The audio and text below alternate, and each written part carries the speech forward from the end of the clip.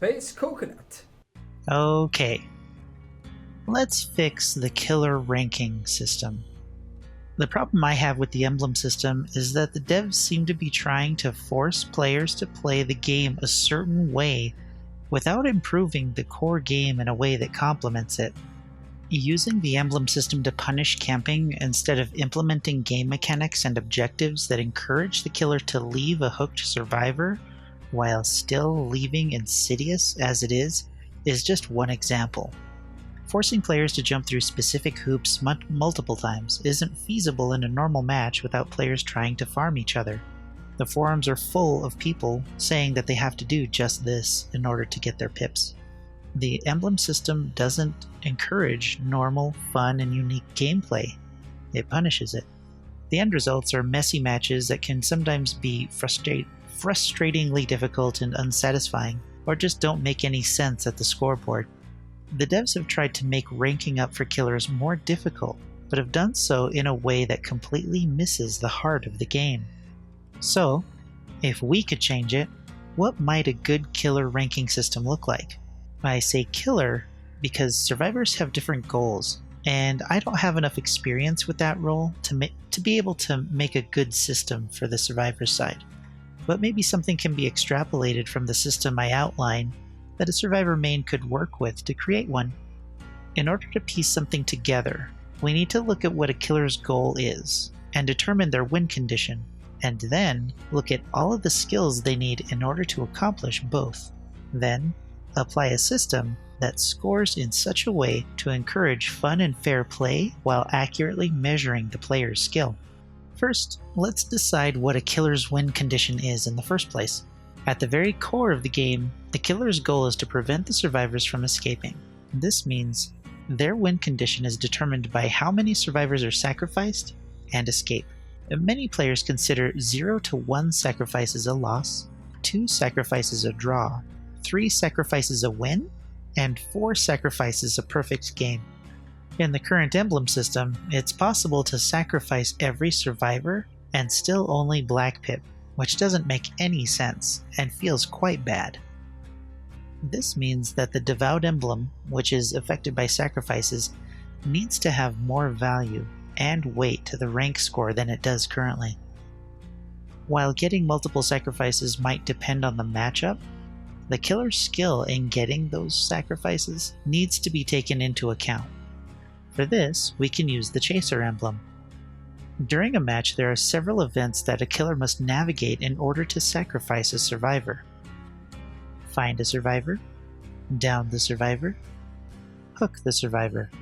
This sequence must be completed multiple times for each survivor in order to sacrifice them.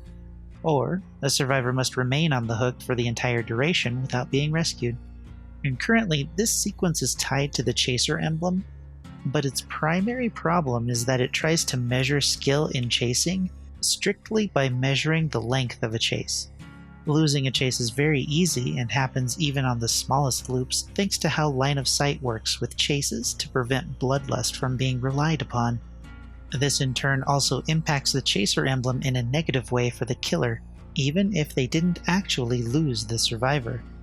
Another problem is that one-hit down scoring in this system awards the killer less points due to not hitting a survivor twice, and sometimes not even initiating a chase before they're downed. To solve these problems, let's instead score survivor downs, with each survivor offering a limited number of points, similar to how Evil Within works for Myers. And then we'll take special consideration for no-mither users. Then we can look at the speed at which those downs occur, either with one-hit downs, or the time between hits on a survivor, with bonus points for hitting survivors multiple times while under the effect of borrowed time, exposed, or other similar effects. Then we can look at the total amount of time a killer spends chasing a particular survivor. The less time the better. This will prevent particularly short or non-existent chases being overly punishing to the killer, while providing an easier base for this calculation. The point totals don't actually matter, since this is just an example of what criteria the system might be looking at. The Gatekeeper emblem is particularly troublesome. This emblem is meant to measure how well a killer can stop generators from being finished, which in a 4 versus 1 game is pretty difficult to say the least. The only time a killer is going to do well here is if survivors perform poorly by not doing gens efficiently, which is definitely not a good way to measure the killer's skill. Since a survivor has many tools at their disposal to delay and evade the killer, it would only make sense to have an emblem that measures how well a killer can navigate those tools and tactics and still claim their prey. Dealing with pallets, mind games, and effective use of your power should be measured in some way. I'm honestly not sure how this could be done, since I'm not sure if it would even be possible to discern this information from a match, but I think it would be the best alternative to just the gens. The malicious emblem measures hitting survivors, but I'm not entirely sure that this is needed if we use a weighted emblem system and apply these points to the chaser emblem instead. The important thing that needs to be removed from this emblem in its current state is the loss of points a killer suffers if a survivor is healed. Similar to gens, with 4 survivors to manage, it isn't a fair loss of points for the killer if they don't stop someone from healing. If we do need a 4th emblem at all, then maybe we could apply all injuries to this emblem, counting the number of hits and hooks between all survivors, with each survivor offering a number of points with diminishing returns, to encourage less tunneling and camping and more spreading the love around.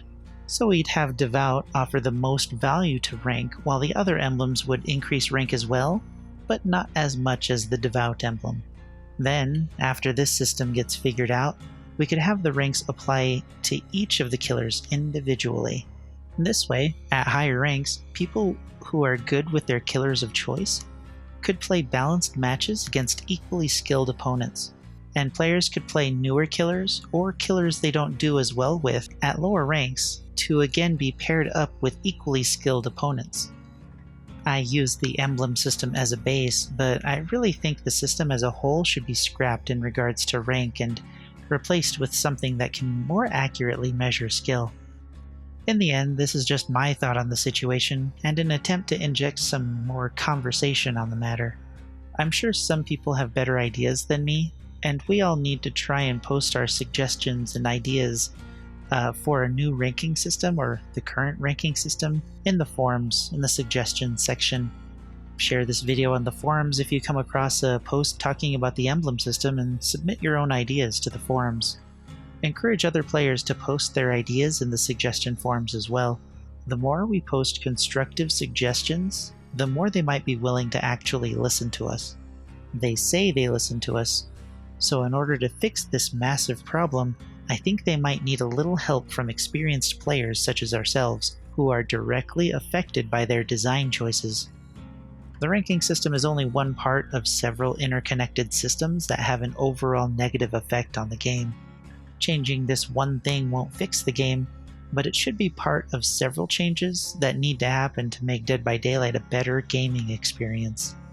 If the player numbers are any indication, Dead by Daylight isn't growing anymore, but it might be that the game actively discourages and frustrates players, causing them to go elsewhere. No amount of band-aid fixes, chapters, and pretty cosmetics will fix the frustrating gameplay, so something requiring more effort from the devs is required that's going to change this situation. I'll be picking up the new Hag cosmetic in celebration of the Decisive Strike balance, but I'll continue to hoard shards to pay for new killers until real change comes to Dead by Daylight. Let me know what you think of this conversation, and definitely post in the forums any suggestions you might have. Try not to be whiny or complainy. Try and be constructive about it, because that's the only way the devs are really going to listen to us. Until then, I'll see you in the fog.